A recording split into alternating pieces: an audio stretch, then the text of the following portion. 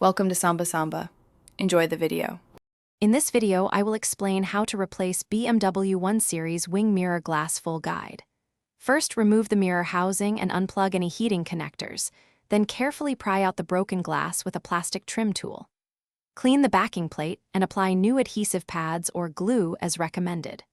Press the new glass onto the plate, reconnect heating, test movement and heating, then reassemble the housing and check mirror alignment. Gather the tools and prep steps before starting to save time and avoid mistakes. You will need plastic trim tools, replacement mirror glass, adhesive pads or mirror glue, gloves, and a clean cloth. Park on level ground, switch off the vehicle, and work in good light with the engine cool. Protect paint and trim with tape, and have a small container for screws to avoid losing parts during the procedure. If you're finding this helpful, please subscribe and like so we can make more car DIY guides. Quick recommendation. The little scent I use in my car is Little Tree's Black Ice. It keeps the cabin fresh between jobs. Check the description for the link and other deals if you want to pick one up. Thanks for supporting the channel and helping us grow.